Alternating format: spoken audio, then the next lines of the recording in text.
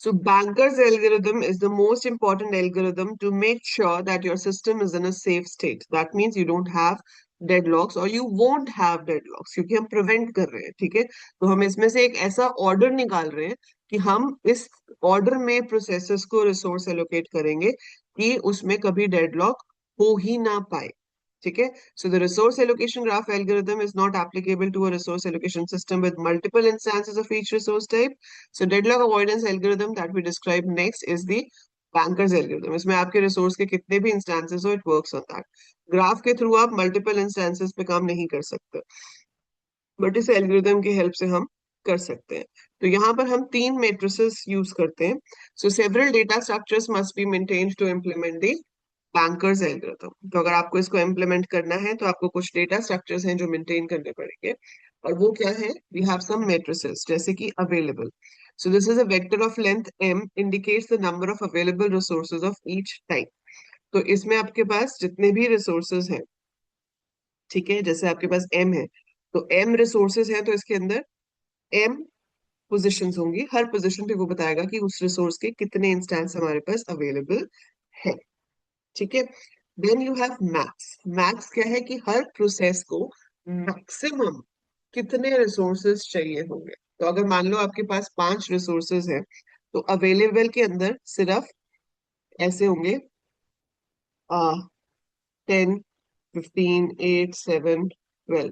मतलब उसके पास जो रिसोर्स R1 है उसके 10 इंस्टेंस अवेलेबल है, R2 के इतने, R3 के इतने, R4 के इतने, R5 के इतने।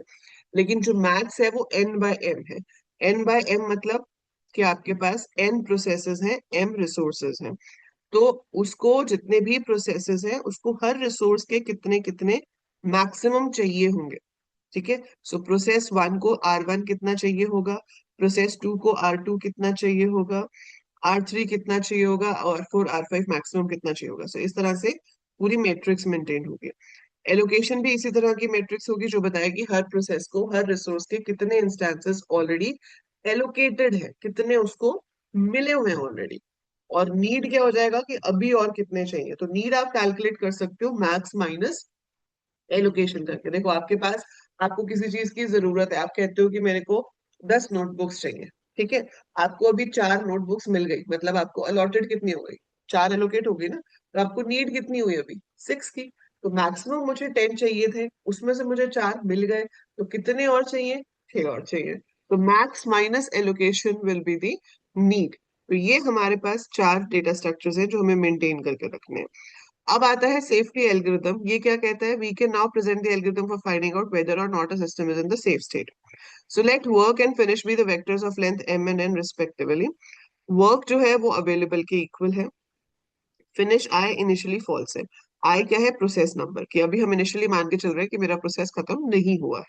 Now find an index i such that both finish i is equal to false. तो आपका जो फिनिश है वो फॉल्स होना चाहिए, और उस प्रोसेस की जो नीड है वो जितना हमारे पास अभी रिसोर्सेज हैं उससे कम या इक्वल है। तो वर्क क्या है कि कितने रिसोर्सेज हमारे पास अभी अवेलेबल है, ठीक है, उससे अगर कम है और वो प्रोसेस अभी खत्म नहीं हुआ है, तो मतलब हम उसको अलॉट कर सकते हैं। अगर हम उसको अलॉट कर रहे हैं तो हम ये एज्यूम करके चल रहे हैं जब मैंने अलॉट कर दिया तो उसका काम खत्म हो जाएगा। जब उसका काम खत्म हो जाएगा पूरा, तो वो अपने सारे रिसोर्सेज रिलीज कर देगा, है ना। तो अभी हम कर नहीं रहे हैं, banker algorithm is not actually allocating, it is just checking कि किस ऑर्डर में एलोकेट किया जाए ताकि आपका सिस्टम सेफ स्टेट में रहे, ठीक है। तो वो ये चेक कर रहा है कि किस ऑर्डर में एलोकेट किया जाए ताकि सिस्टम सेफ स्टेट में रहे। तो हम ये एज्यूम करके चल रहे हैं कि भाई जो अभी खत्म नहीं हुआ, जिसकी नीड वर्क से कम है, उसको अलॉट कर दो। अलॉट करने से क्या होगा, उसका सारा रिक्वेस्ट जो था वो पूरा हो गया, तो वो अपना पूरा काम खत्म कर लेगा। तो जितने भी रिसोर्सेज उसको मिले हुए हैं वो उनको फ्री करके वापस कर देगा। तो आपको चाहिए थी 10 नोटबुक्स, आपको एक बार मिल गई तो आपने अपना काम खत्म किया और आपने वो 10 की 10 नोटबुक्स वापस कर दी, तो वो मेरे अवेलेबल में ऐड हो जाएंगे। So if no such i exist तो मतलब काम ही खत्म, we have got the self safe state. But अगर अभी आपके पास कोई ऐसा है तो वर्क में हम जो उसको एलोकेटेड था वो सारा ऐड कर देंगे, और फिनिश आई को उसके ट्रू कर देंगे कि हाँ भाई ये जॉब खत्म हो गई, फिर अगली जॉब ढूंढेंगे। This is your basic algorithm, ठीक है। अब ये एल्गोरिथम चलेगा कैसे, तो ये एल्गोरिथम कैसे चलेगा इसको हम देखते हैं। ये आपके पास मेन कैलकुलेशंस हैं जो आपको करनी पड़ेंगी। कि जब भी एक जॉब फिनिश होती है तो अवेलेबल में से हम रिक्वेस्ट को माइनस करते हैं, एलोकेशन वाले में ऐड करते हैं, और नीड में से रिक्वेस्टेड एलिमेंट माइनस हो जाता है। So let's do it with an example. ये हमारे पास प्रोसेसेस है, ठीक है।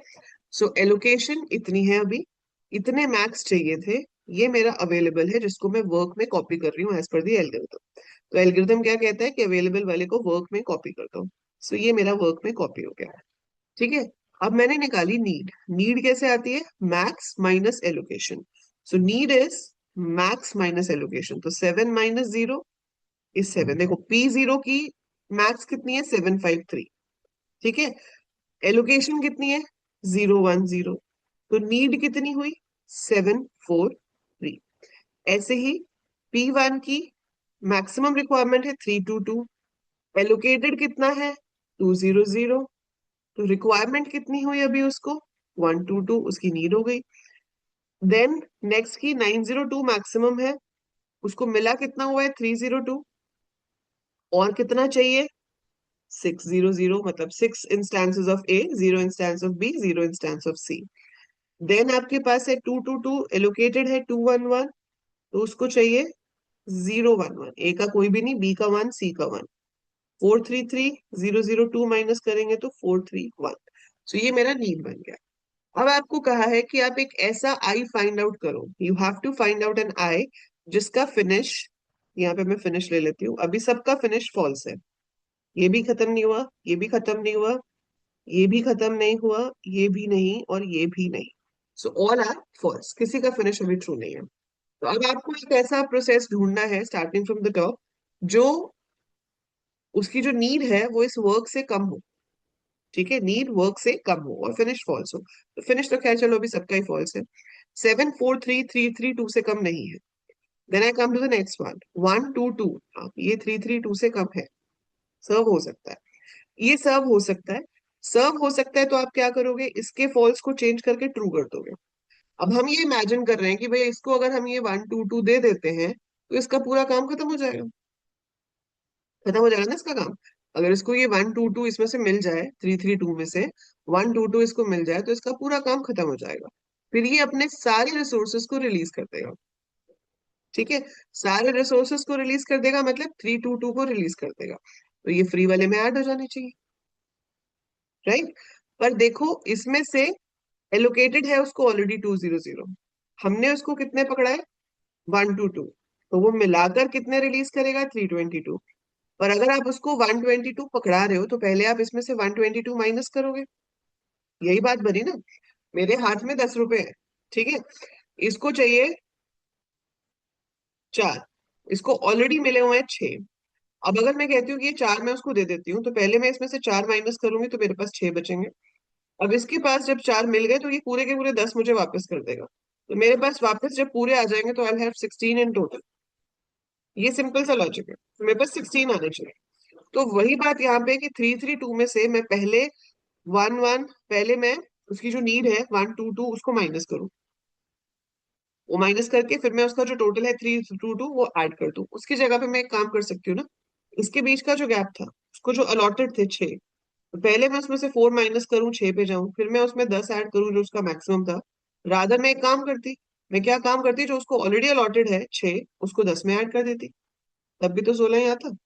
सो वो काम हम यहाँ कर रहे हैं। हम क्या कर रहे हैं कि जो उसको ऑलरेडी अलॉटेड है उसको इसमें ऐड करा दो।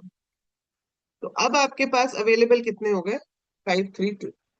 कि भाई हमने ये एज्यूम किया कि अगर इसको 122 मिल जाता है तो उसका काम पूरा हो जाएगा।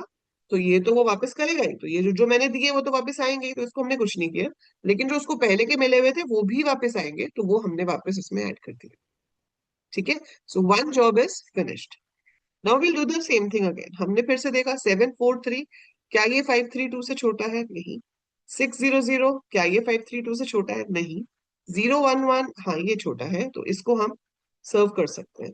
तो इसको आप ट्रू कर दो, 0 1 1 कंप्लीट हो जाएगा। इसको ऑलरेडी अलॉटेड कितना था? 2 1 1, तो वो इसके अंदर ऐड हो जाएगा। It will become 743। अब फिर से हम चेक करेंगे। फिर से चेक करेंगे तो क्या होगा? फिर आपकी मर्जी, आप यहाँ पे भी जा सकते हो या ऊपर से भी ले सकते हो, anyhow that totally up to you.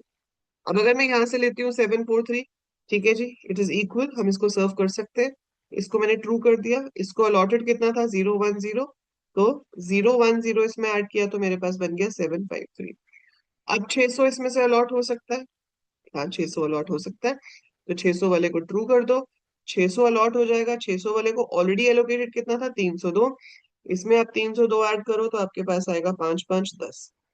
अब फाइनली जाकर इसको भी हम कर सकते हैं, 431 इसमें से हो सकता है, 431 हो सकता है, तो आपके पास क्या था, 002, दैट इज एडेड, तो आपके पास एंड में 1057 अवेलेबल होगा और सारी जॉब्स आपकी सर्व हो चुकी हैं।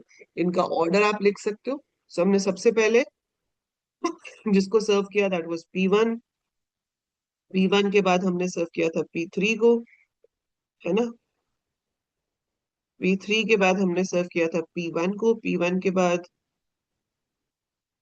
P, अच्छा मैंने नंबर्स आगे ही लिख लिए, P1 P2 P3, ठीक है। P0 को, P0 के बाद हमने सर्व किया था P2 को, P2 के बाद हमने सर्व किया P4 को। तो ये जो भी ऑर्डर आपका होगा ये क्या हो जाएगी, safe state. So that will be the output of your bankers algorithm. तो बैंकर एल्गोरिथम हमें सेफ स्टेट बताता है। ये कुछ और भी हो सकते हैं, जैसे मैं पहले अगर इसको कर देती तो नंबर ये आगे पीछे होते पर तब भी सेफ स्टेट होता। तो safe state is a situation और a set of processes in a particular order जिसको अलॉट करने से हमारे पास डेडलॉक क्रिएट नहीं होगा। ठीक है, सो ये इन्होंने नीड निकाली है जैसे हमने निकाली थी, और उसके बाद एक एक करके यहाँ पर उसको सॉल्व किया। ठीक है, so that is how your algorithm works. ठीक है, अब जैसे ये वाला है, इसमें अगर आपके पास ऐसी सिचुएशन आएगी ही नहीं तो क्या हो जाएगा, हम कहेंगे सेफ स्टेट अगर नहीं आ रही है तो मतलब इट्स ना डेडलॉक स्टेट। जैसे ये है, इसमें अगर आप नीड निकालोगे तो इसकी नीड क्या हो जाएगी, ABC, आपके पास अवेलेबल है ही नहीं कुछ अभी, तो चलो ठीक है, इसकी एलोकेशन है, ये रिक्वेस्ट है, तो इसने, अच्छा ये मैक्स निकालेंगे हम इसमें, क्योंकि रिक्वेस्ट मतलब नीड तो दे रखी है, दिस इज योर नीड। तो नीड है 000, एलोकेटेड है 010, मतलब इसको मैक्सिमम इतना ही चाहिए था। इसको एलोकेटेड है 200, अभी इसकी नीड है 202, मतलब इसको मैक्सिमम इतना चाहिए था, इसको मैक्सिमम इतना चाहिए था, इसको इतना चाहिए था और इसको इतना चाहिए था। ठीक है, चलो ये तो मैक्स आ गया। पर हम अगर इसको अभी लेकर चले अवेलेबल को, तो ABC इज 000, तो इसमें से कोई सर्व हो सकता है, हाँ हो सकता है, P0 सर्व हो सकता है। ठीक है, P0 सर्व हो सकता है, सारे के सारे इनिशियली फॉल्स हैं, इसकी कोई नीड है ही नहीं, तो yes it can be served. ये सर्व होगा तो इसको जो एलोकेटेड है वो इसमें ऐड हो जाएगा, so we will get 010, so this one is complete, this turns to true. फिर हमने देखा 202 सर्व नहीं हो सकता, तो आपने P0 को किया, फिर आपका P2 हो सकता है, P2 को जब हम सर्व करेंगे विच इज 000, ये ट्रू हो जाएगा और इसको जो एलोकेटेड है वो इसमें ऐड हो जाएगा, सो आई गेट 313। फिर उसके बाद आप अगर करते हो, टॉप से स्टार्ट करते हो या कंटिन्यू करते हो, दैट डिपेंड्स अपॉन यू। तो मैं यहाँ P1 को भी सर्व कर सकती हूँ। If I serve P1 now, तो 202 की रिक्वायरमेंट थी जो यहाँ पे फुलफिल हो रही है, उसको अलॉटेड था 200, वो इसमें ऐड हो जाएगा, आई विल गेट 513। फिर उसके बाद आपने यहाँ पर ये भी खत्म हो गया, this is true now, 100 can be done, so this is true. 100 वाले को करेंगे तो ये आपका बन जाएगा 724। अब ये वाला भी हो सकता है, इसमें ऐड हो जाएगा 002, 726। तो इसका जो ऑर्डर है हमारा वो ये हो गया, so this is the safe state. So bankers algorithm is very simple. ठीक है, ये आपकी सेफ स्टेट हो गई। तो ये आपको ऐसे क्वेश्चन आ सकता है जिसमें आप सेफ स्टेट कैलकुलेट कर सकते हो। आपका होमवर्क अभी है ये वाले को सॉल्व करना। सो इसमें आप देख सकते हो क्वेश्चन 6 है, explain deadlock and 4 necessary condition for its occurrence, explain how deadlock can be prevented.